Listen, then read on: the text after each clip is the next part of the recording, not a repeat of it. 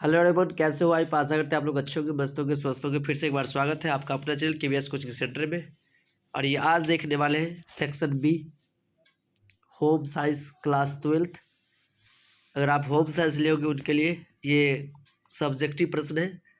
जैसे कि आप 35 प्रश्न आप जानते हैं कि इसमें प्रैक्टिकल पेपर होते हैं, तो 30 नंबर का आपका प्रैक्टिकल होगा और 30 नंबर में 70 नंबर का आपका आपका प्रैक्टिकल, 70 में 35 को ऑब्जेक्टिव और 35 को सब्जेक्टिव प्रश्न पूछा जाएगा, जिसे 35% आपको ऑब्जेक्टिव में करवा दिया गया है और 35 नंबर का आपका सब्जेक्टिव प्रश्न में सेक्शन बी लघुत्तरीय और दीर्घोत्तरीय आपको इसी वीडियो में देखने को मिलेगा। तो उम्मीद करते हैं कि आप मेरी बातें समझेंगे और आखिरी तक बनेंगे और देखिए कैसे कैसे प्रश्न पूछा जाता है आपका एग्जाम में।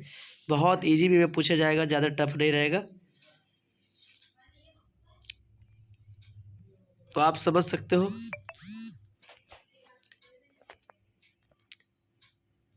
पहले क्वेश्चन है मेरे से, बैंक क्या है या बैंक के बारे में आप क्या लिखोगे? बैंक के बारे में पूछेगा, आपको लिखना उत्तर। बैंक उस वित्तीय संस्था को कहते हैं जो जनता से धन राशि जमा करने तथा जमा को ऋण देने का कार्य करता है, उसे नाम बैंक है। समझ गए?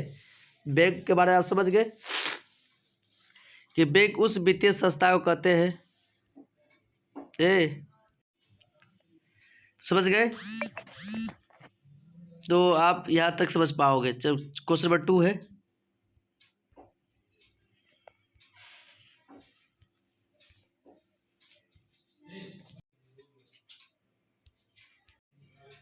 पढ़ेंगे 2 नंबर क्वेश्चन। ज्वार, ज्वार को फीवर इंग्लिश में कहते हैं, बुखार भी कहते हैं, राइट।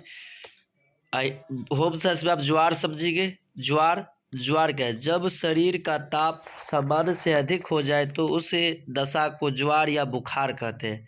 इंग्लिश में फीवर कहते हैं, हिंदी में बुखार कहते हैं और आपको इधर होम साइंस में ज्वार कहेंगे। ठीक है। नेक्स्ट क्वेश्चन है 3rd नंबर क्वेश्चन। चिकनाई के धब्बे, चिकनाई के धब्बे में तो समझे दाग को कहते हैं, दाग को। चिकनाई के धब्बे घी, तेल, मक्खन, क्रीम आदि पदार्थों से लगने वाले धब्बे को चिकनाई के धब्बे कहते हैं। क्या कहते हैं? चिकनाई के धब्बे कहते हैं। समझ गए होंगे? घी, तेल, मक्खन, क्रीम आदि पदार्थों से लगने वाले धब्बे को चिकनाई धब्बे कहते हैं। नेक्स्ट क्वेश्चन है मेरे शेर क्वेश्चन नंबर 4।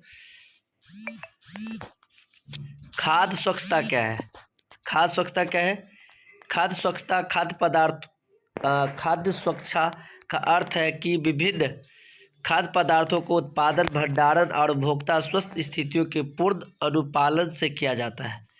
बचत क्या है? बचत,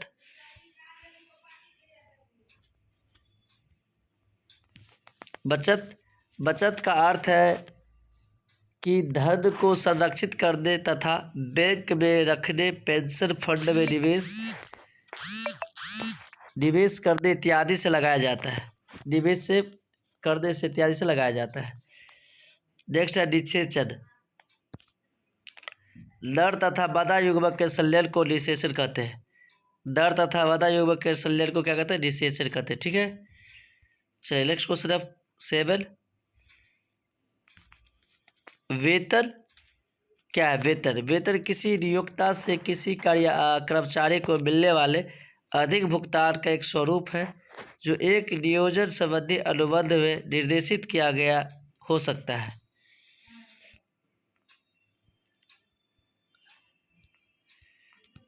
नेक्स्ट है शिशु सदन क्या है? शिशु सदन, शिशु सदन वह सदन है जहां कामकाजी दंपत्ति, महिला या पति बच्चों को कुछ समय के लिए छोड़ते हैं। वहाँ घर के माहौल में बच्चों का पालन पोषण किया जाता है, उसे बोलते हैं शिशु सदन। क्या कहते हैं? शिशु सदन कहते हैं। क्वेश्चन है 9। गर्भावस्था के दौरान महिलाओं का वस्त्र होना चाहिए। तो गर्भावस्था के दौरान महिलाओं का वस्त्र, गर्भावस्था के दौरान आप ढीली ढाला जींस या पैंट पहन सकते हैं ताकि गर्भावस्था उसको बैठने उठने में कोई तकलीफ ना हो और आरामदायक हो। आरामदायक कपड़ा पहनना चाहिए ताकि उसको जलन महसूस भी ना हो और आसान से कपड़ा पहनना चाहिए ताकि उसको कोई तकलीफ ना हो। नेक्स्ट क्वेश्चन है क्वेश्चन नंबर 10। आहार आयोजन क्या है? आयोजन का मतलब है कि एक प्रक्रिया। आहार आयोजन एक प्रकार का कला है। कलात्मक ढंग से प्रस्तुत किया गया भोजन हर व्यक्ति के लिए आनंददायक होता है। क्या होता है? आनंददायक होता है। नेक्स्ट क्वेश्चन नंबर 11 है, वनस्पति धब्बे क्या है? वनस्पति धब्बे पेड़ पौधे से प्राप्त पदार्थ द्वारा लगे धब्बे को वनस्पति धब्बा कहते हैं। वनस्पति का मतलब हो गया पेड़ पौधा। क्या हो गया? पेड़ पौधा।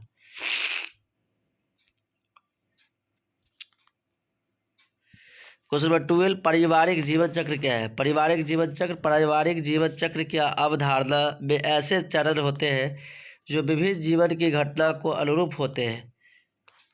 विकलांगता स्वतः दिव्यांग एक ऐसा शारीरिक और मानसिक क्षमता जिसके कारण कोई व्यक्ति सामान्य व्यक्ति की तरह किसी कार्य करने में असक्षम होते हैं, सक्षम नहीं होते, उसी को विकलांग या दिव्यांग कहते हैं। नेक्स्ट क्वेश्चन नंबर 14 है, समेकित बाल विकास सेवाएं क्या है? तो समेकित बाल विकास सेवा यह भोजन केंद्रित रूप से प्रायोजित योजना है जिसके लिए राज्य सरकार को अनुदान सहायता के रूप में वित्तीय सहायता प्रदान की जाती है।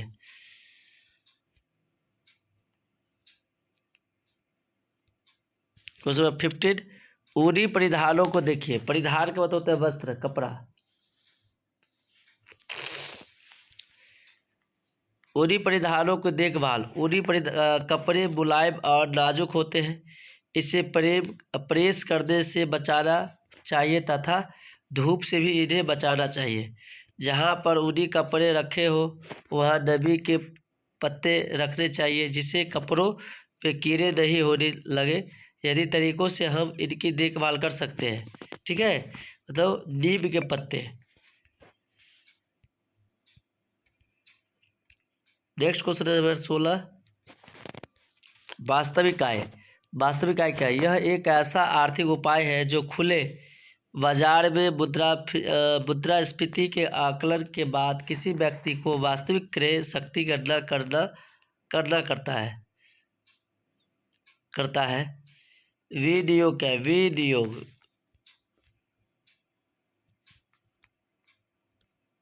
बड़े क्वेश्चन नंबर 17, विनियोग क्या है? विनियोग का समान आशय ऐसे व्ययों से है जो उत्पादन क्षमता में वृद्धि लगाए जाते हैं। कार्य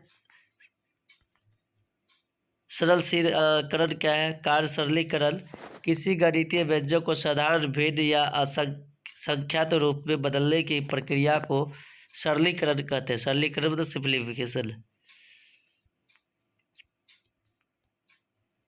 नेक्स्ट पढ़ेंगे क्वेश्चन नंबर 19, स्वच्छता क्या है?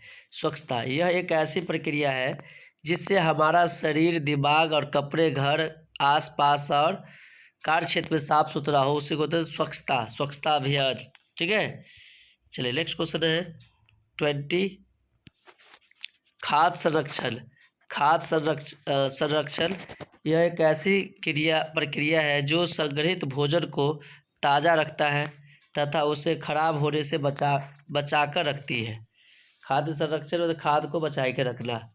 चलिए दीर्घ उत्तरीय प्रश्न आपके सामने आ रहा है, देखिए कैसे क्वेश्चन पूछता है और आप ऐसे प्रश्न को जवाब दे पाओगे।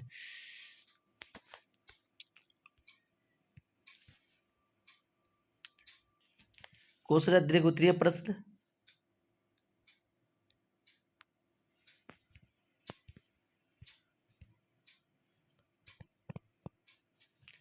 दीर्घ उत्तरीय प्रश्न, मानव शरीर में थायराइड ग्रंथि के कार्यों का वर्णन करें।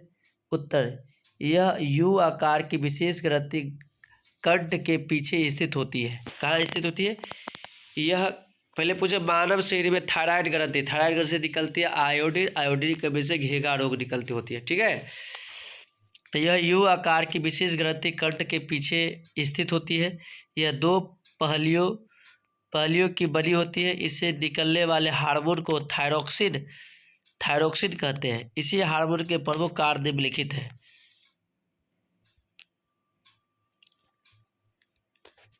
यह अंतःस्रावी ग्रंथियों को पूर्ण या अपूर्ण रूप से प्रभावित या उद्दीपित करता है।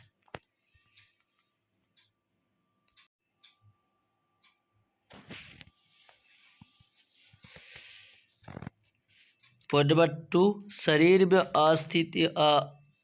अस्थितियों आदि की वृद्धि में नियंत्रण रखता है। कोशिकीय शोषण की दर को तीव्र करता है।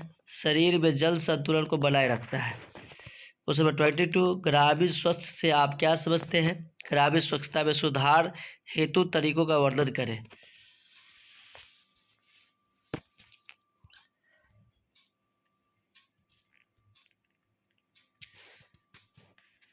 आंसर लिखना।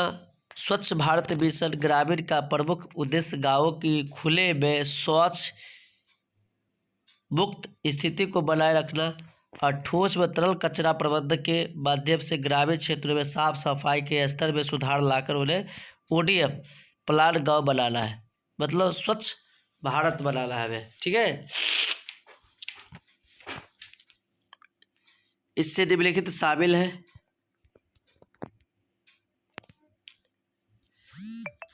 पहला है खुले में शौच मुक्त स्थायित्व, मतलब खुले में शौच नहीं करना है। गांव में प्रत्येक परिवार और प्राथमिक विद्यालयों, पंचायतों, घर और आंगनबाड़ी केंद्रों को शौचालय उपलब्ध हो और गांव में व्यवहार परिवर्तन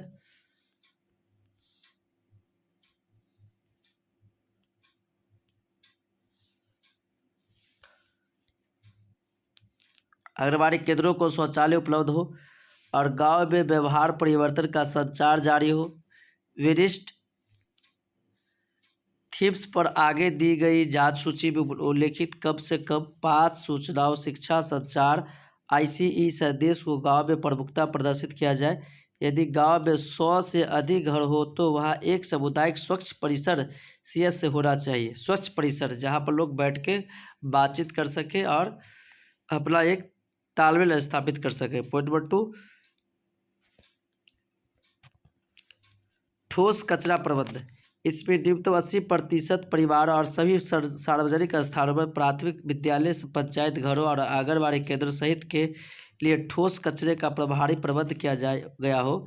इसमें मवेशियों तथा कृषि गतिविधियों से उत्पन्न डिग्रेडेबल कचरे का व्यक्तिगत, सामुदायिक कंपोस्ट पिट्स द्वारा प्लास्टिक कचरे के लिए पर्याप्त अलगाव और संग्रहालय प्रणाली सुनिश्चित करते हो, इस प्रबंध में शामिल है।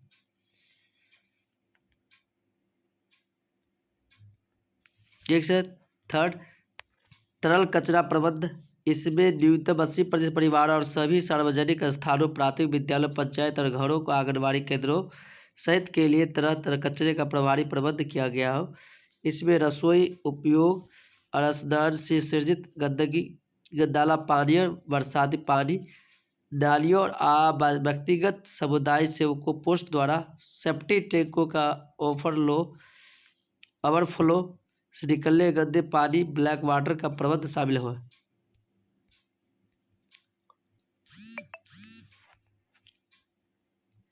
नेक्स्ट क्वेश्चन नंबर 4, प्रत्यक्ष स्वच्छता। किसी गांव को प्रत्यक्ष रूप से स्वच्छ तभी कहा जाएगा जहां का 80% परिवार और सभी सार्वजनिक स्थानों पर न्यूनतम कचरा, न्यूनतम जल जमाव दिखे और गांव में कहीं भी प्लास्टिक कचरे का ढेर न हो, कहीं भी ढेर ना हो। नेक्स्ट क्वेश्चन है 23,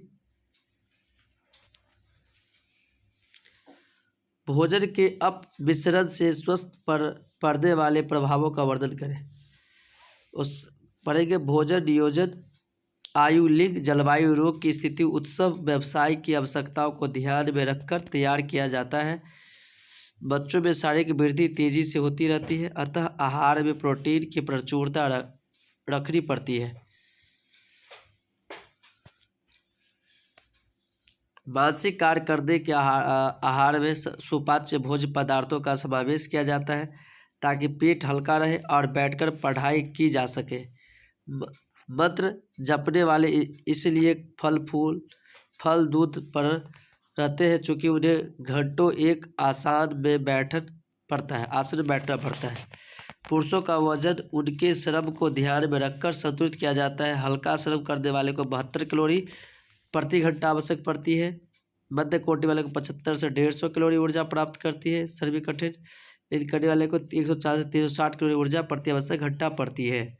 अगर उसे कम पाएगा तो उसे क्या होगा, परेशानी बढ़ जाएगी और वो रोग में शिकार हो जाएगा। तो thank you best of luck. मिलते हैं नेक्स्ट वीडियो के साथ। अगर आपको वीडियो अच्छा लगा हो तो लाइक शेयर कमेंट जरूर करें। मिलते हैं नेक्स्ट वीडियो के साथ। आज के लिए यहीं पर अलविदा। Thank you best of luck. मिलते हैं नेक्स्ट वीडियो के साथ।